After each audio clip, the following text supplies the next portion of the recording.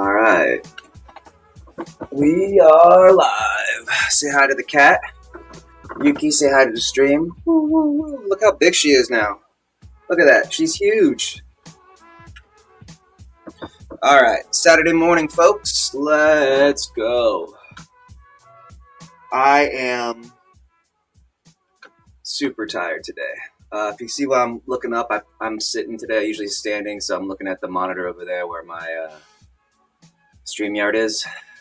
Just making sure the mic's working and stuff. Thank you to Normandy Beach Party for the music. Appreciate it. Today is day 6, author, Workday, Saturday. Gonna do some social media posting, gonna do some Opus posting, gonna do some Royalroad posting, and then finish up with some numbers and then editing, rewrites and edits. Still rewriting and editing. Book comes out in 9 days. Doing another pass. Yeah, got time, might as well do it. And then after this book releases, Warrior Academy Redux on the 15th, we'll move right into book 2. Yeah, let's do it. 8:19, Saturday morning. Let's go. First things first, obligatory, who am I? I am Gabriel Rathwig, best-selling author, self-published, doing all the things myself. And yeah, this stream is for those who want to be a self-published author or have questions about writing a book or want to just whatever. This is my attempt at marketing my books without having to pay tons of money. I believe the future of advertising is oneself, and I'm marketing myself. Why? Because I got to do this work anyway. I have to do this stuff anyway, so why not stream it? People have questions, and then accountability, hold myself accountable, and yeah, that's it. Save a lot of money, make some money. Here we go. Let's make sure everything's going right. I like to go to Kick because it gives me a good.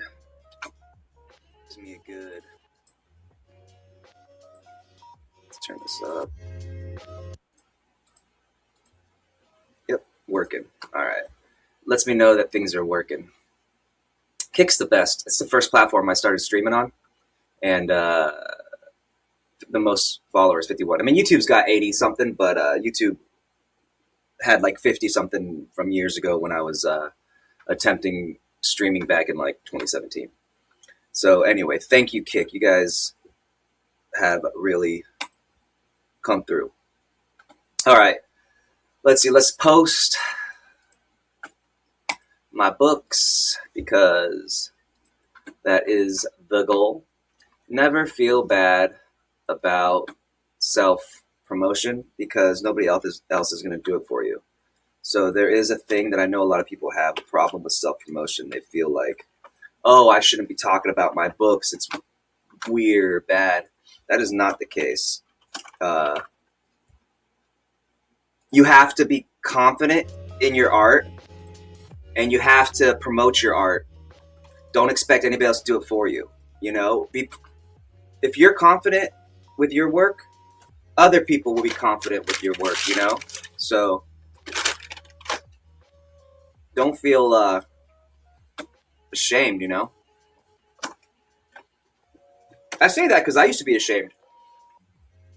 People will be like, what do you do? And I'd be like,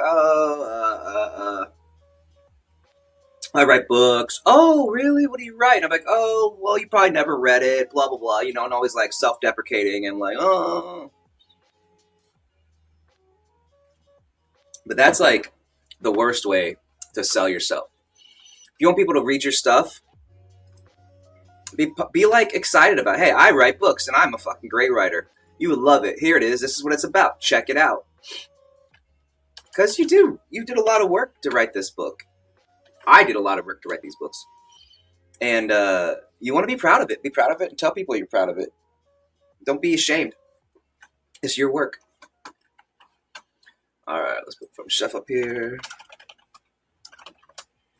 Man, I should wear my glasses. I can't see shit.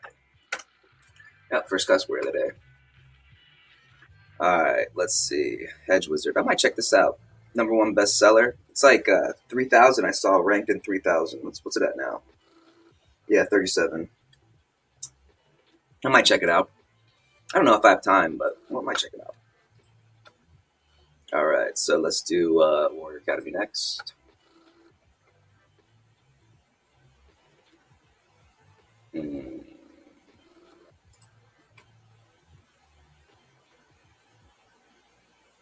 There we go.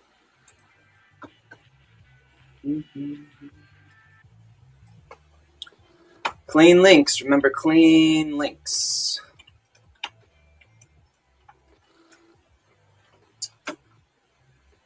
Oh, here we go. Here we go.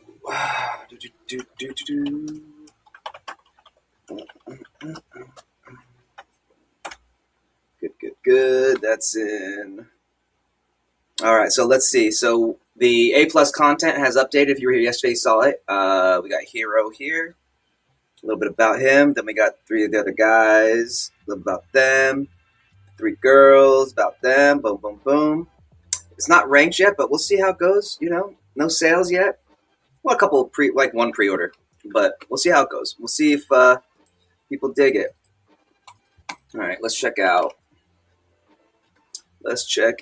Today we're at 2 sales, 50K, or 11,000 page reads, 2 orders and $50 yesterday, 140, 12, 23. So that's like 33, 34, 14, 190, right in that 150 to 200. So yeah, we'll finish. Still on track. Still on track to make about 5-6K. See how that goes. Pre-orders, we're still at 1. Nobody's buying the book yet. We'll see what happens. You know, it's we'll see. It's gonna be a interesting experiment because I've never re-released a book, but well, you know, I think it'll be all right. I get a little nervous, but all in all, I got really great readers, so at the bare minimum, the book will do okay. And I'm excited about it. As soon as I send it to Athon, they'll start working on the audio. That'll release probably right after Christmas, so that's good. How about a writing tip today? What did I do for a writing tip? Got a headache. Oh, I think I gave one. Don't be afraid to pimp your own stuff. Your book, whatever you wrote, tell people about it. Be excited about it. If you're not excited about it, don't expect anybody else to be excited about it. That's what I was saying. Your books are good. Be excited about your books. All right, let's do add a chapter. I think we were at 7 yesterday. Let's do 8 today. No, we are in the 30s. Okay, let's see. Chapter 3, track 8. Okay, so we'll do chapter 3 first. Let's see. All right, pop that here. Control V. Chapter 3. Boom. All right, and then title chapter.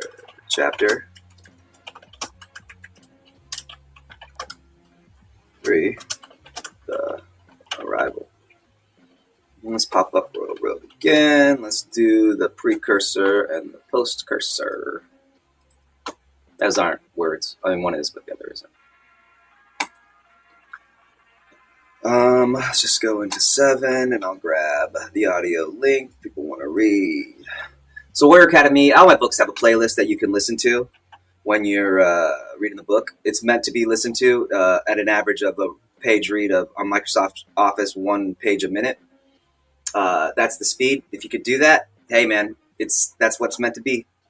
I've noticed that not everybody reads the same pace, so hey, it is what it is. Pre-order link for the book, Control C, Control V, dash.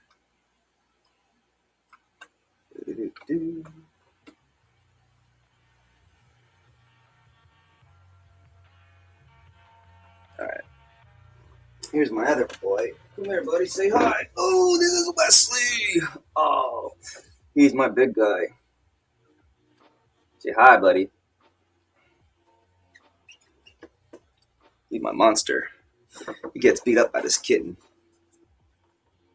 Hi. Doing alright, pal? He used to be a little guy, too. We rescued him from the pound. He's a good boy. Alright. Go on down, pal. Or sit here, whatever. What do you want to do? Hi. Alright, let's post this. Alright. Alright.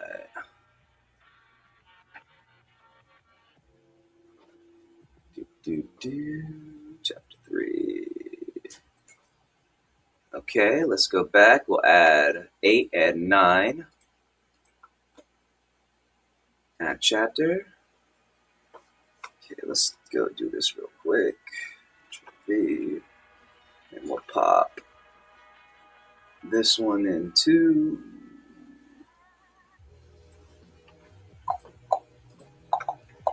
And let's pick up track 8. Hi, cat. You sit on my lap? All right.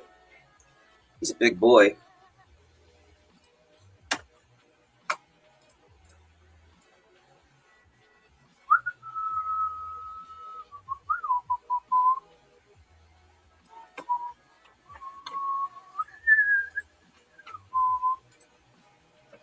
Okay. All right, let's publish that. Oh, track 8. Loser, Beck.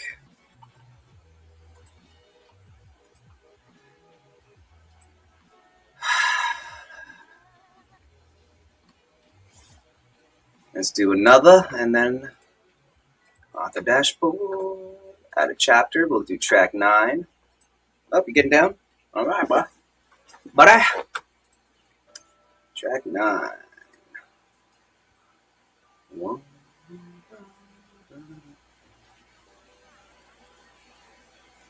Go.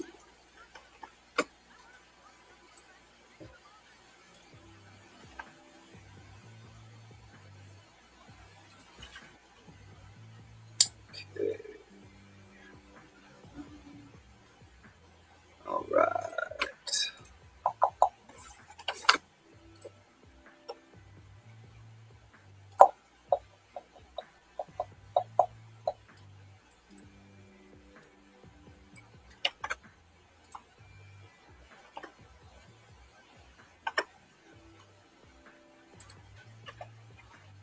Okay. Publish. Oh, yeah. Let's put a title in there, right?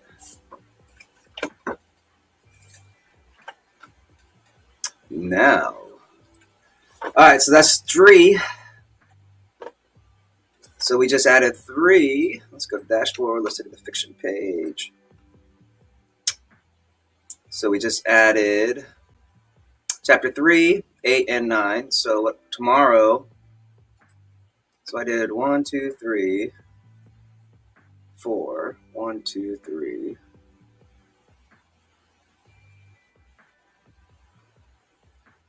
6, 7. Wait. Thursday, 5. Okay, so that was the day. Then we did 1, 2, 3, 4. 1, 2, 3. 1, 2, 3. Yeah, I'm going to stick with 3 and leave it there. Look at that. I just posted it and somebody already read it. That's crazy, right? People are hungry. So we'll leave this. That's done. That's done. Do some opus. Let's see, where are we? 3 a.m. So 5 a.m. on the. Oh, this one's already been done. This is an old one. Let's go back. Day 14. That's old. Yeah, we'll get that out of here. Let's go home. Already finished that one up. Yeah, let's remove from storage. It's expired.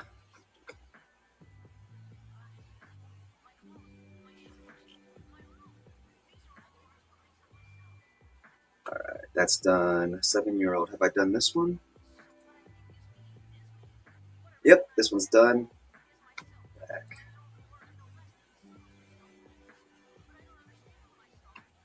Is this in storage? Nope. Okay, how about this one? I don't think I've done this one. Okay, let's see. Let's go to calendar.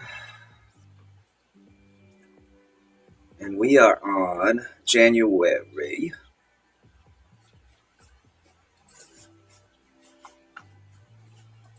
4th, 6 p.m., January 4th. 6 p.m., January 4th. 6 p.m.,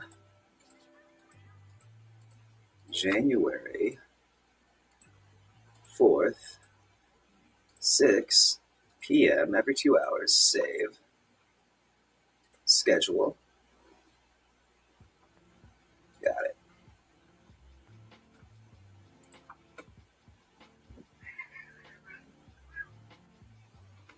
Done. And let's go to calendar. And let's see. What did I miss? I missed one on the 9th. What did I miss? 1, 2, 2, 3, 3, 4, 5, 5, 5, 5. Who cares? I think December 11th at 11 p.m. December 11th, I think, is where we're at. December 11th, 11 p.m. December 11th. December 11th, 11 p.m. Schedule. So now will be December 12th.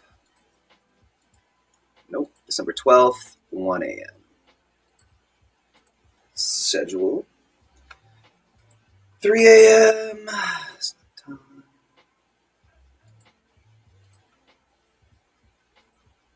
So what I do is I do every off hour. So I do, well, it's not every off hour. I do 24 hours of clips. So every even hour is a YouTube short, and every off hour is a social media post clip on every other platform. So 13579 11, 13579 11, Facebook, Instagram, TikTok, X, Facebook, X, whatever else I missed. Something else. Let me see. So like here, yeah, so 2 Instagram accounts, 1 Facebook account, 1 TikTok, and 1 X. And these are all odd hours of the day posting shorts, so 1, 3, 5. And then YouTube is all even hours, 12, 2, 4, 6, 8, 10, 10. And that way, 24 hours a day, I have clips going. And now none of them have gone crazy viral, but, 400, 500 views, 1,000 views, 1,000 views, 1,000 views. So it's definitely helping. And we'll just see how it goes. I mean, I've only been doing it for a few months. So 5 a.m. on the 12th. 5 a.m. on the 12th. Next is 7 a.m.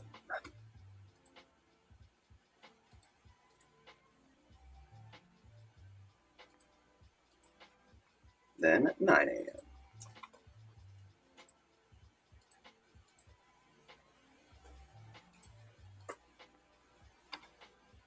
Then 11.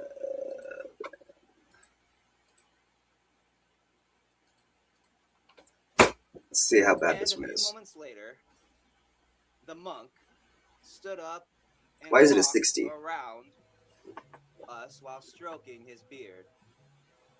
The situation is as follows.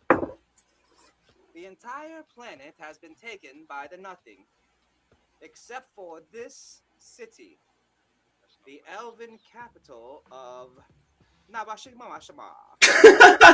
Stupid. All right, I'm putting that up. Just fucking. Oh, what are we at? 20 minutes in, first F-bomb? Yeah, that was great. Okay, that's going in. I can't not do that. That's ridiculous. So we're on the 12th at 1 p.m.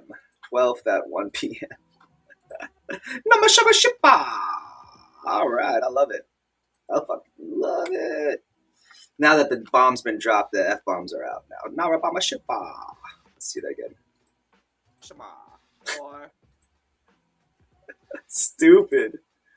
That's dumb.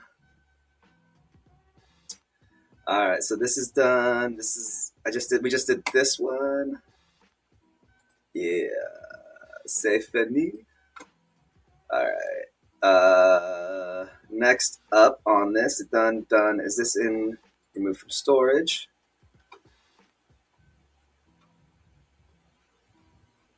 Yeah, I have to keep it low. We only got 20 gigabytes left, less than 20 gigabytes. So that's out. That's expiring. Here, this is new. What's this one? Working on a new book.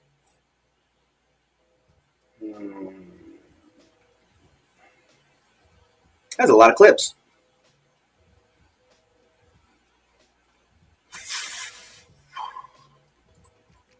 Let me see something. Well, I'll just schedule these all. That's a lot of scheduling. 1, 3, 6. So 6, 12, 18. 24, 30, 36. 42, 48. That's a lot of work. Whatever. Work it is. None of these are expiring anytime soon. 27, 27. Yeah. Yep. Just going to have to knock it out. Done. All right. So these here. I don't want to do it. All right. Finished talking about that.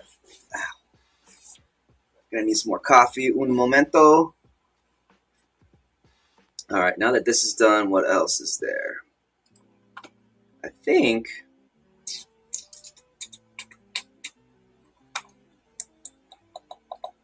nothing new here. Lisa's still okay.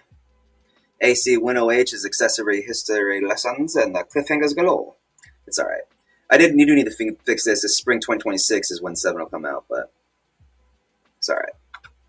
27 to go to hit 5,000. If anybody remembers, that's the goal. I'm still sitting at about the same. Everything kind of very similar. It's only been a couple days. I'm really curious to see how this comes out. I think it's gonna do real well. All right. What else do we need to do? I guess just some rewrites and edits. What's this? Tracking paused. No, I don't need that. Let's see. Let's do some rewrites and edits and watch something on the YouTube while we do so.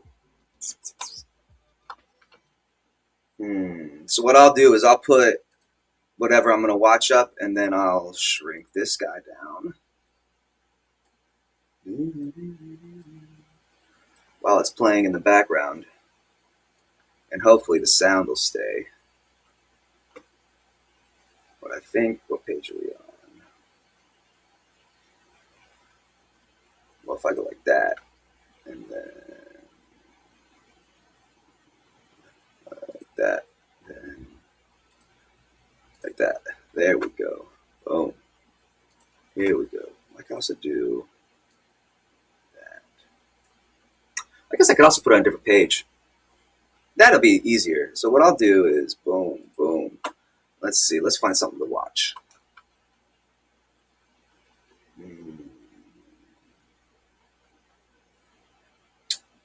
Aliens? Nah.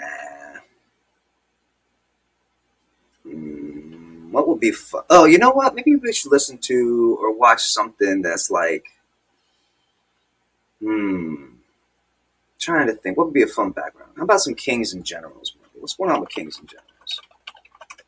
What if we watch an anime? Can I put an anime on? I wonder if that'll work. Let's go to,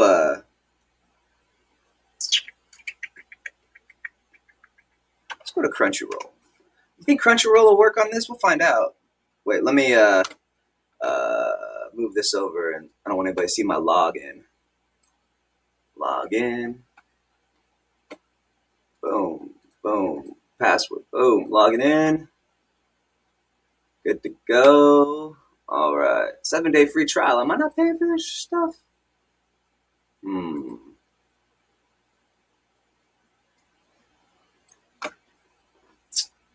Oh, you know what might be easy? Let's listen to one of those manhwas on YouTube. Those are pretty good. I like this. Does I subscribe to this guy? One of these manga guys. Where is he at? Where is he at? We'll put that on while we edit. We're doing some editing today. We'll listen to bad AI manhwa, while we do it. That'll be fun. I got a half-hour work, so we'll do this about an hour, maybe hour. See how that goes. All right, now where were we? Where are we? Where's this dude at?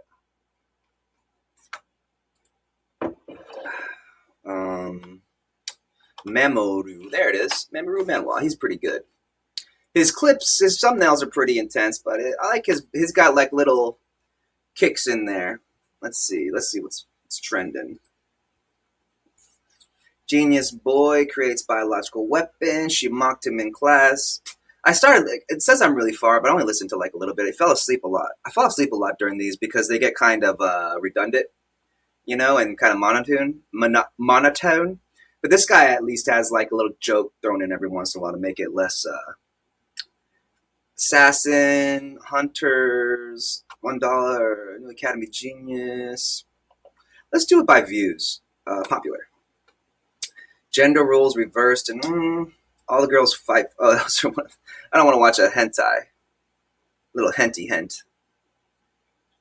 Oh, this is like right in my vein. I love these isekai military strategy reborn things. They're my favorite. They're my favorite.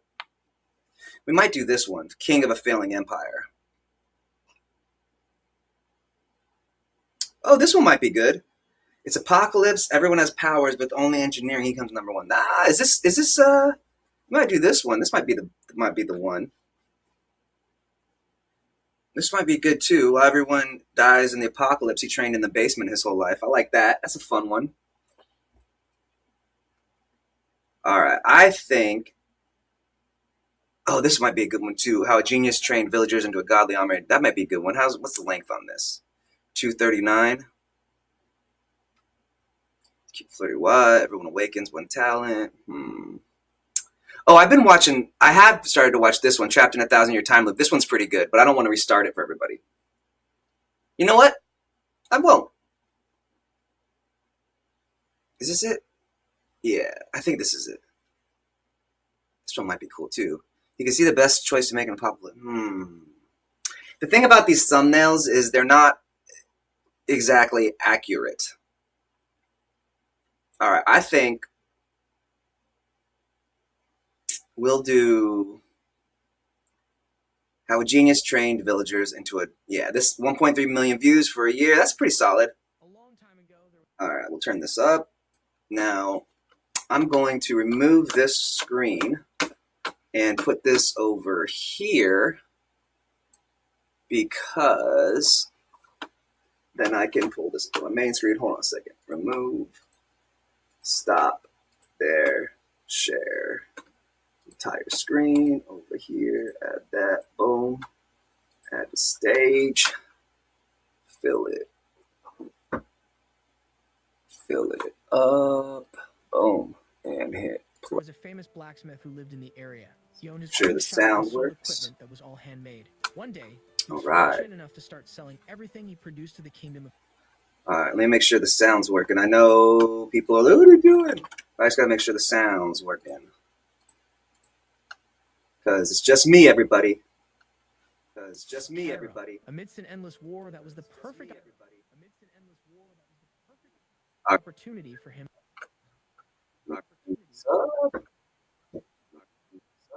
Boom. All right, now. Okay, and get rid of kick.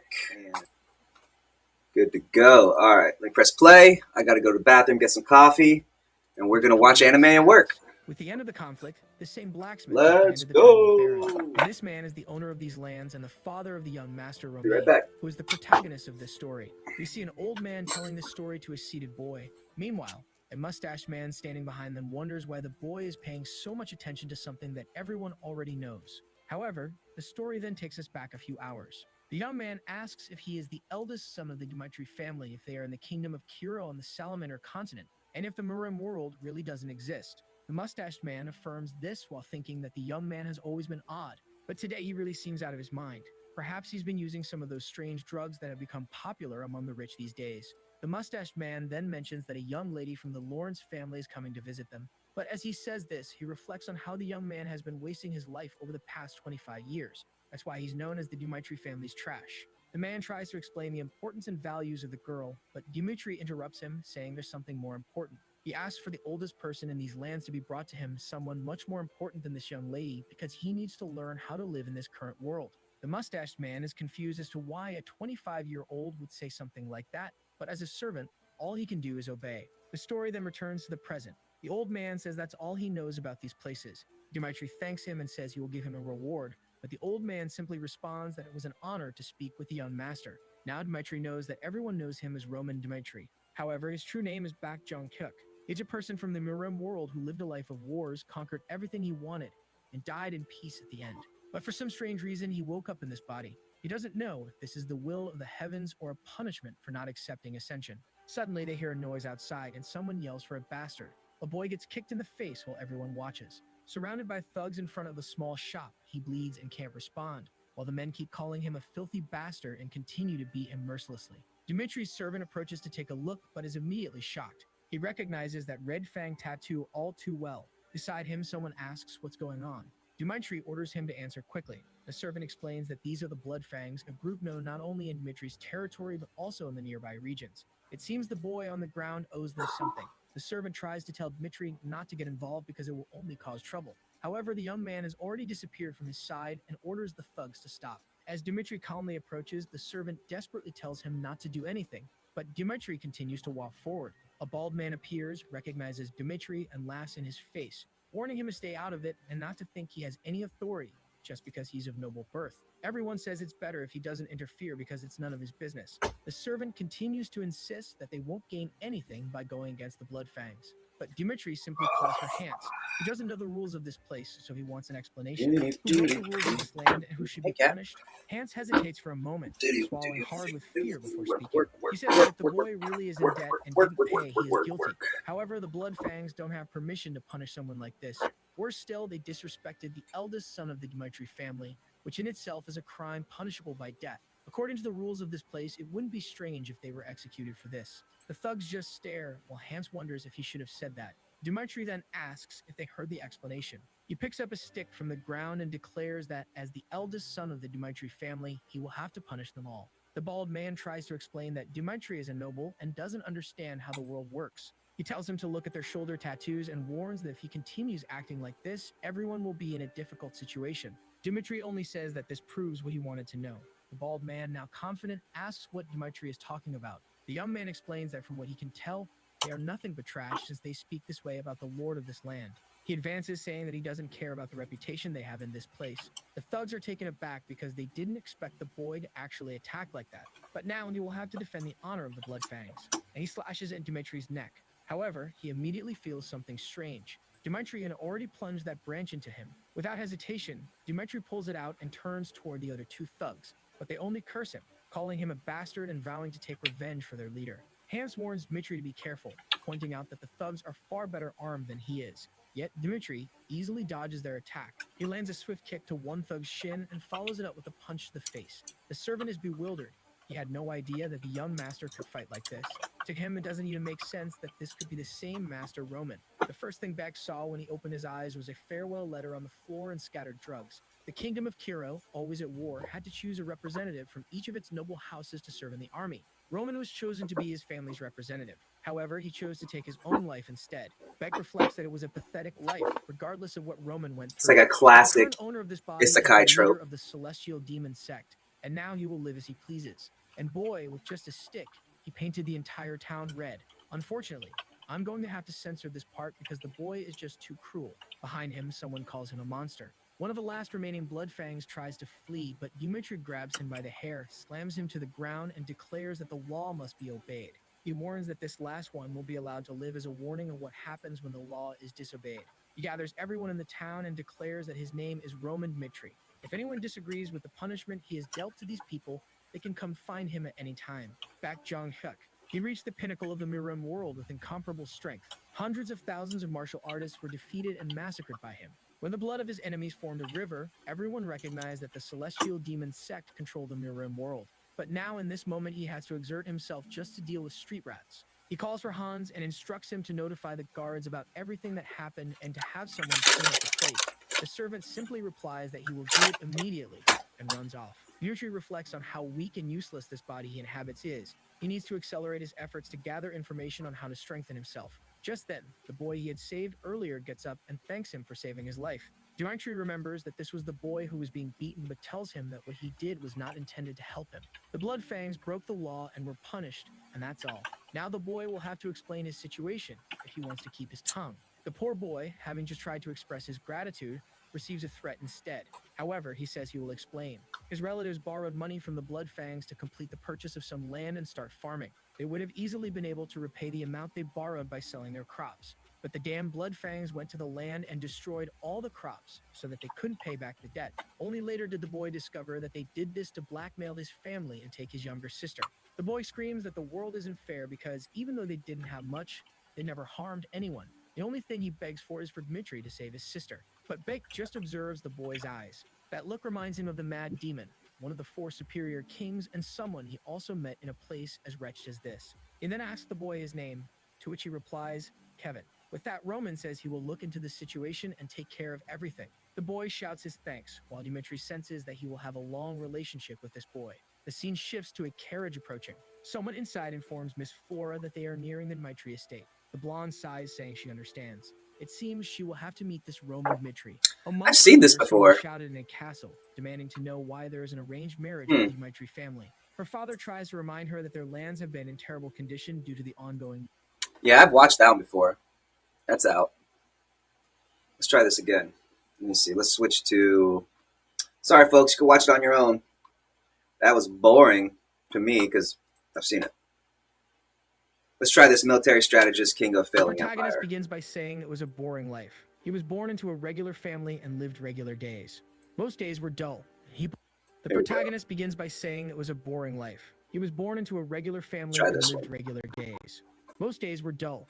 He believed he would die without anything special ever happening. However, that wasn't the case. One of the protagonist's eyes glows as he says everything changed. On the screen is a blonde character, and he says he found a game called Heroes of Destiny, and that's how he became the owner of the world. However, now back in his apartment, he's really happy because he's finally alone. It's not that he likes or dislikes school. He turns on his PC and says it's just that when he's playing, that alone is enough to make him happy. In this place, he's the protagonist. He always preferred single-player games because you can play countless routes countless times. You can even use some hacks and surpass all the system's limits. It was like the entire world there existed solely for one player. However, with a sheepish expression, he says that's what he thought, but now it's time to start over. He turns on the live stream and someone asks if he's really streaming in the middle of the week. The whole chat starts mocking the guy, asking if he's some kind of bum who doesn't go to school and just stays on the PC, until someone named AGJ sends a donation of 10. Even though it wasn't much, he was happy since something is better than nothing. Then someone named DEA sends 1,000. Now he's confused. He grabs the monitor and everyone in the chat wants to know who this crazy person is. They're saying they're sure this guy will ask for a refund. But the person just asks him to check his email. When he opens the inbox, it's a message from the game's creator. He says he's a viewer who always watches the channel and is also a developer. He made a game some time ago that was so hard that nobody managed to finish it during the closed beta. And he wanted a guy to play this game to check its difficulty and approve whether he liked it or not. The protagonist got intrigued by this claim that no one could finish it. And what if he managed to complete it? Even a regular guy like him could become someone special. A window on the PC asks if he wants to install the game, and he immediately says yes. This looks interesting. A game called Heroes of Destiny begins. The message says the kingdom of Roke was destroyed by the kingdom of Japal in 294. He would be born as an insignificant soul in this place and become a hero to stop the resurrection of the demon king. And when he ascended to the god's throne, he'd be granted any wish he desired. Over an ocean, he says the graphics are much worse than he imagined. But considering it's a game developed by a single person, this is the limit of what can be done. He then writes his name, which would be master of the game. And with that, a welcome message to the continent of Ellen appears. He then finds himself lost in the middle of a forest. The game seemed pretty ordinary and weird because it didn't even have a tutorial, but he was fine with that. That's when he noticed something ahead. It was the village chief, who says he's not a familiar face and asks what he wants there. However, the protagonist found it strange because there was no dialogue box. Seeing there was a box to type in, he wondered if the NPC could really understand what he was saying. He then tells the old man to hand over all the money or he'll kill everyone in the village. He waits anxiously to see how the man will respond, only for the old man to whack him on the head, asking what nonsense the boy is spouting. With that, his character falls to the ground and obviously, he dies. He was confused, trying to figure out if he could really talk to the characters. The game asks if he wants to try again, and he says of course he won't give up like that. This time, the old man asks the same question. But now he says he's in need of food and drink and asks for help. The old man, feeling sorry for him, leads him to the village and tells him to follow. He then enters the man's house, who gives him a mug, telling him to drink it to calm down first. The protagonist thanks him and drinks it, only to be poisoned and die in the chair. He then gets an idea and unplugs the internet cable from his PC. Without the internet, there'd be no way for the game's creator to control these NPCs. However, when he goes to talk to the old man, everything is bugged and strange. And in the next second, a message appears saying he was killed for speaking nonsense. At that moment, he realizes that disconnecting the internet isn't the secret to winning this. He then remembers that the name of the person who developed this game was DEA, but he has no idea if this is really a person or the name of the team behind it. It was already 1:30 a.m., and he decided to save since that was enough for one day. However, he was impressed there was a game where you could talk to NPCs.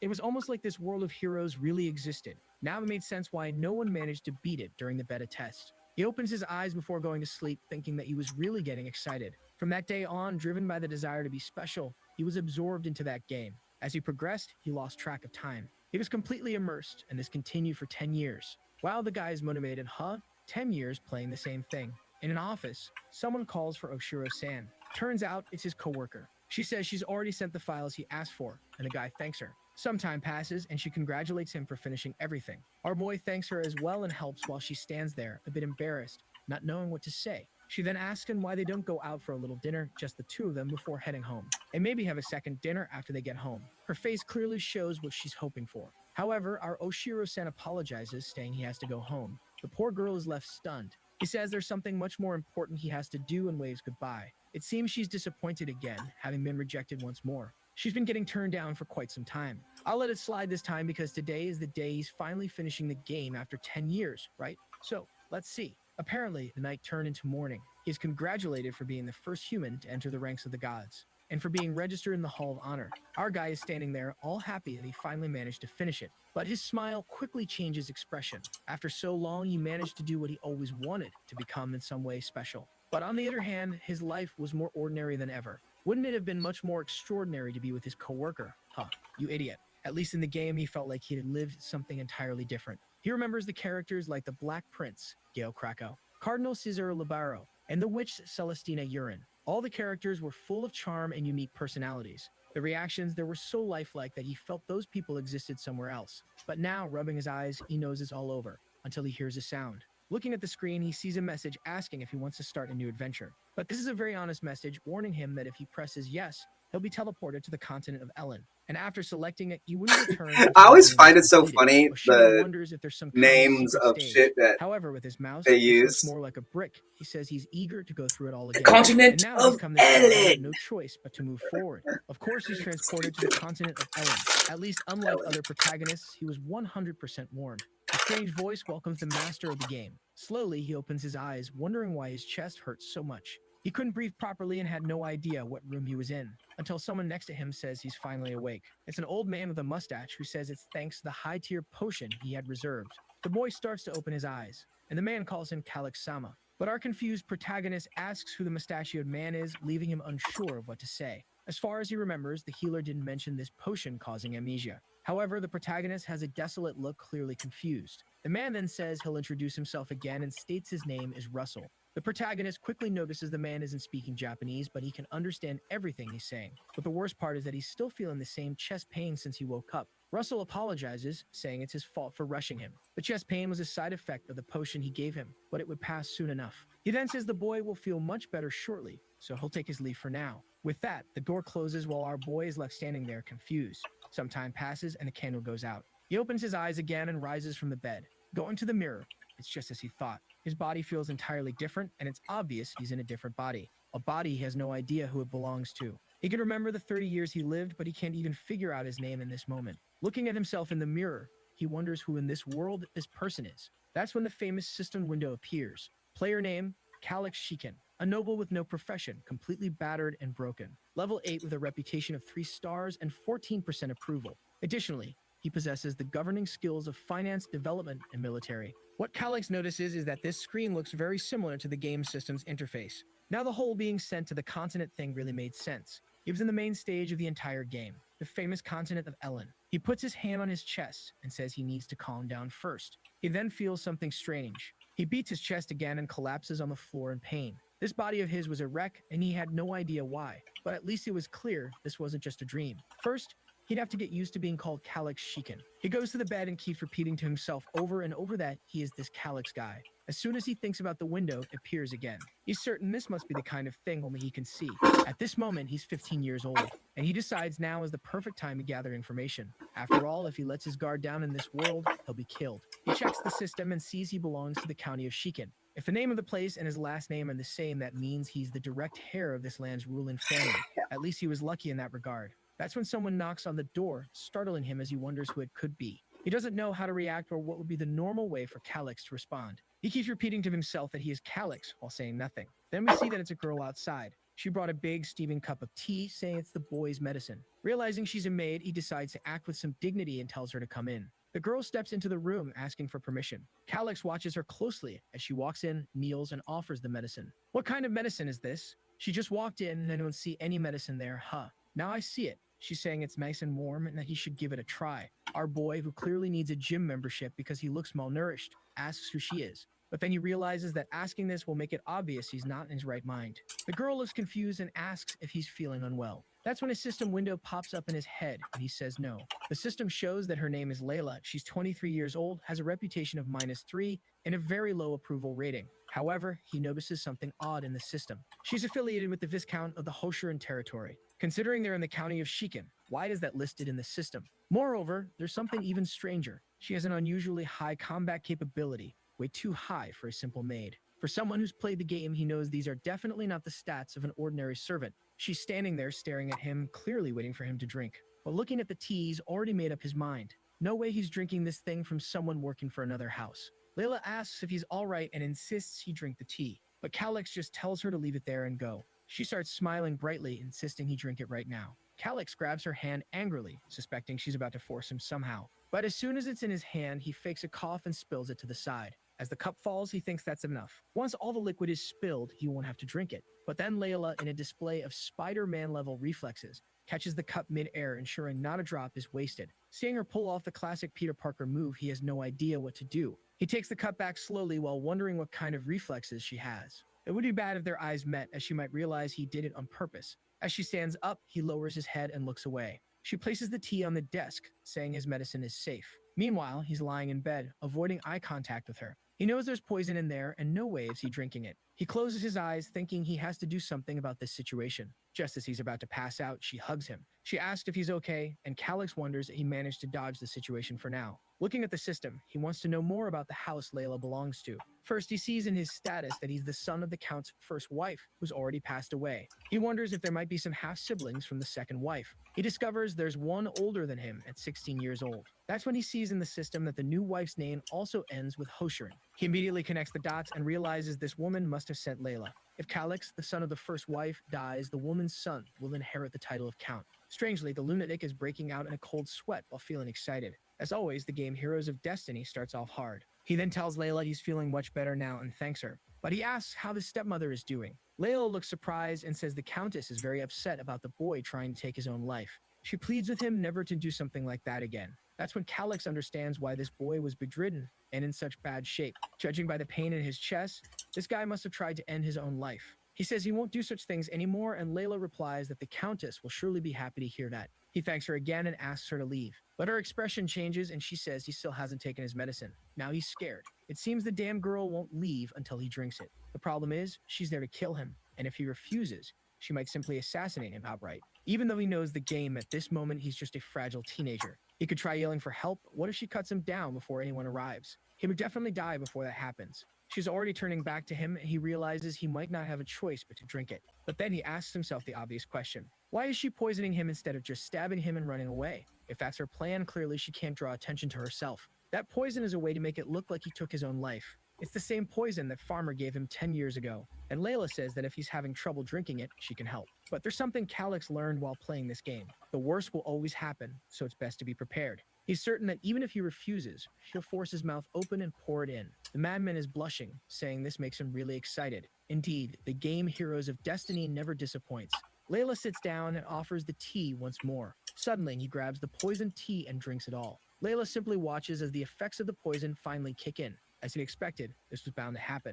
Now the question is, how will he get out of this crisis? There must be a person or an object to resolve this situation. That's when he remembers Russell mentioning having some high-tier potions in stock. He comes up with an idea and tells Layla to step outside and call for Russell. She asks why, and he humiliates her, asking if he really has to explain himself to a mere servant. The girl is shocked and quickly apologizes. When he shouts and orders her to leave and fetch Russell, she rushes out. Calix knows that the potion Russell used earlier could be traded for a castle, yet the man didn't hesitate to use it on him. At the very least, he seems like someone who isn't trying to kill him. As soon as Layla leaves the room, he gets up and tries to vomit, but no matter how hard he tries, nothing happens. The game wasn't going to make things that easy. One thing was clear: there was always a solution to every problem. He begins searching through all the drawers, desperately looking for an answer, but the system warns that his eyelids are growing heavy. As his consciousness fades, he continues searching, tossing books and rummaging for a solution, until his eyes grow heavier and he collapses to the floor. He wonders if he'll restart the game from the beginning or truly die for real. That's when he sees something. Right in the middle of the shelves, there's a potion.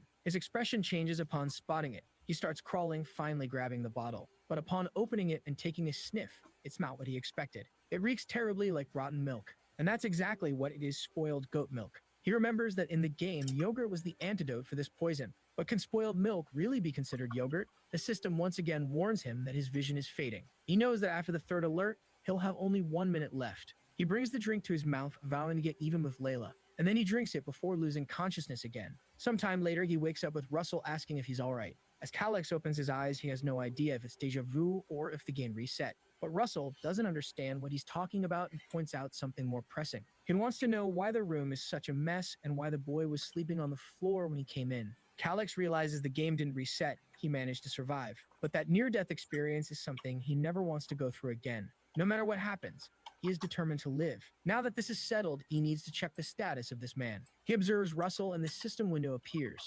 At the moment, Russell is the acting count of this land because the previous count died and hadn't chosen an heir yet. Even though it's a temporary position, it's something that could help him. The man seems like a strict military type, so Calix believes he can be trusted. At least he was the one who saved him with that potion. Calix calls out to Russell, saying he has something to share. They talk for a while, and it seems Calix tells him everything about what's happening. But Russell says there's no evidence. Calix learns that the potion Russell used was standard protocol in this family. It was just following normal orders.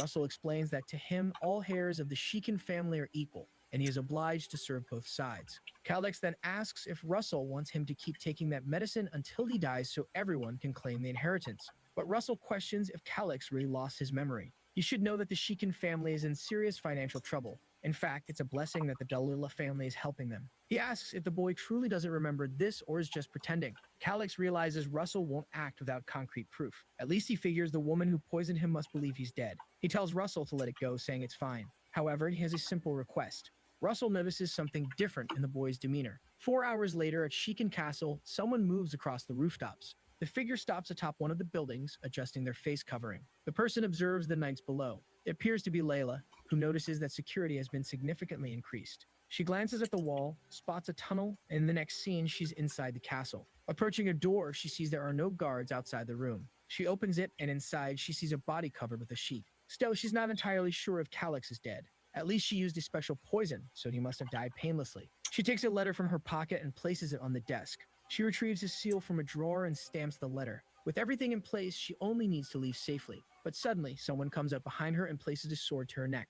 She instantly recognizes the voice, but the person says nothing, and she can only fear the blade slitting her throat. She pleads with him to wait and screams, claiming it's too late. Lord Calix is already dead, and now the Sheehan family can only belong to the Grumbine family. Of course, it's Russell standing behind her, observing everything. She falls silent for a moment. Then she asks if he shouldn't just be a simple noble serving the Sheehan family. But that's when the boy stands up and says it all went exactly as he expected. The foolish girl is startled, isn't she? Our guy says that the slow death poison is quite stimulating, but he finds it interesting how one noble family is trying to poison another. He's certain that if this came to light, it would turn into a complete mess. Suddenly, Layla crouches and pulls her arm out of Russell's grip. But as soon as she tries to turn away, he grabs her arm again. With a swift turn and a strike to the ribs, she stumbles, revealing her thighs. Calix knows that the difference between their skill levels is 3 stages. Clearly, she stands no chance. But Layla insists, saying he has no physical evidence, so no one will believe him. However, Calix calmly replies that attempting to assassinate a noble is punishable by death, even if the assailant is a noble themselves. And his evidence is clearly right there on the desk. When it comes to witnesses, he points at her, saying there's one standing right in front of him. Suddenly, her expression changes and the poor girl begins to faint. She collapses to the floor, leaving him unsure of what just happened. Russell explains that she fainted. He places his hand over her body and observes a strange orb of mana. Our boy recognizes it as what's known as a mana hole. Russell explains that she likely doesn't know how to use any mana breathing techniques. She's probably at the level of an elite soldier with good training. Russell, however, notices something odd. Calix doesn't seem impressed by this information, suggesting he already knew about it. He recalls the boy mentioning he had a simple request. Now Russell wants to know how much this kid already knows. Calix says that for now they need to imprison her because they have many favors to ask. Later, the devilish maid is tied to a chair. Her arm looks like it has a Pokeball inside it as he tosses a potion at her. Our girl even wipes her face clean. When she wakes up, she finds herself tied to the chair. Calix immediately mentions the slow death poison. Obviously, it kills within 3 to 6 hours. It's the ideal potion for anyone looking to end their own life. He speculates that if he died like that, everyone would think it was by his own choice. He grabs her face and asks why she did it. She feigns ignorance, pretending not to understand what he's talking about. But Calix says he's sure she was afraid of dying, which is why she acted the way she did.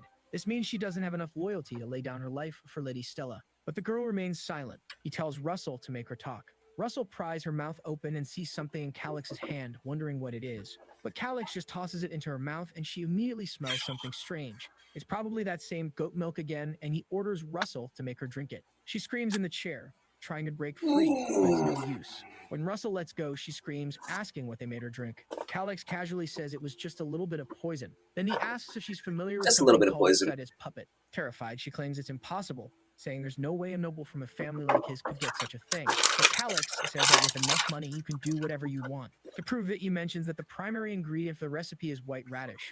Russell seems impressed while Calix just waits for her reaction. Layla insists she doesn't believe him, but the protagonist is certain she's scared out of her mind. She then says she'll leave for now, report to her master, and say the assassination was a success. She questions whether he really thinks she'll follow his orders, but Calix simply asks if she's ready to die. The Sida's puppet poison has over 3,000 different antidotes depending on the formula, and the correct one for what she drank is stored in his mind. So if she doesn't want to die a stupid death, she better listen to him. The girl is breathing heavily, clearly shaken, but he demands her answer. After hesitating for a moment, she shouts that it's fine and asks to be untied. But Calix remarks that she seems awfully angry at the person who's saving her life. She's trembling, almost crying in the chair, begging to be released. Russell finds it strange that she suddenly decided to comply, and there she is, pleading for mercy. Calix knows it's just the spoiled goat milk wreaking havoc in her stomach. She pleads with Russell to untie her, but Russell hesitates, questioning whether Calix has forgotten that she tried to kill him. The boy responds that she's a very valuable witness, and they'll need to treat her with a bit of dignity. Russell has no idea what he's talking about. Meanwhile, she keeps begging to be released. She's on the verge of tears, seemingly about to explode, pleading for freedom. Time passes. She eventually announces that she's leaving to report that the assassination was successful. She leaves the room. Now Calix knows he'll have to deal with someone else who can control all the knights. That person is standing right beside him. Russell then demands to know how Calix obtained all this knowledge. The fool is about to say he learned everything from books, but realizes Russell wouldn't believe that. Russell warns him that explaining such things through a book would be akin to signing a death sentence. Now Calix is unsure what to say. No one will believe him if he claims he's from another world. He then asks Russell if he remembers the dagger he plunged into his own chest. Russell says he does, but wants to know why he's bringing it up.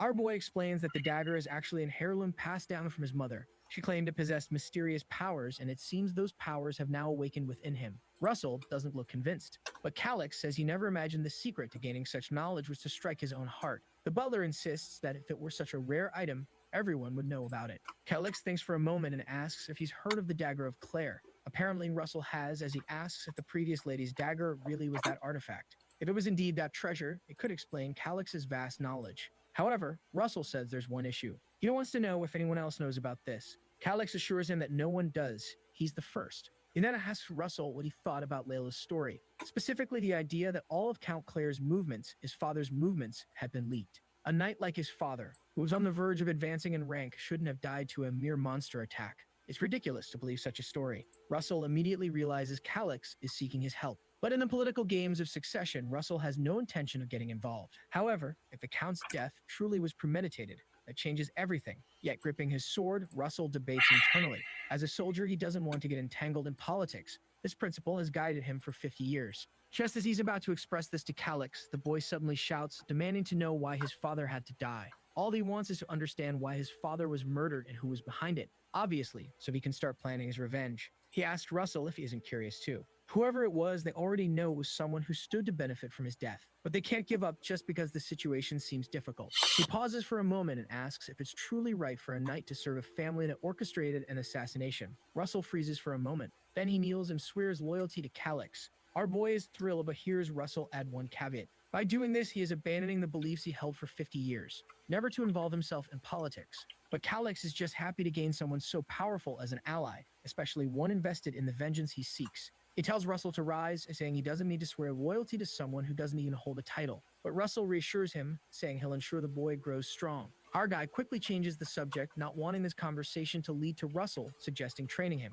He then says that now that they know about the Countess poisoning attempt, everything is falling into place. They're only at the beginning of their revenge. Russell asks how he can assist. Calix is about to reply when the scene changes. A group of people is gathered around an enormous table. A blonde woman with a fan comments that everyone is finally present. Some people whisper, questioning why the Countess is sitting on the throne. The Countess speaks up, saying that some of them must already know what happened yesterday with Prince Calix. He attempted to end his life using a poison known as slow death. One of the older men says it's the typical choice for those looking to take their own life, and if he consumed it, death was inevitable. Everyone is aware that with Calix's death, the faction he represented has become irrelevant. The Countess is overjoyed by Calix's apparent demise. Now it's certain that Grumbine will assume the Count's seat. This is exactly the question everyone in the room is asking. Some suggest that the Countess take charge temporarily. Meanwhile, in the next room, a boy is getting ready, remarking how things are becoming quite interesting. He calls out to Russell, who declares he'll follow him to the end. Our boy is fully armored, ready for battle. It seems Grumbine is just some chubby kid,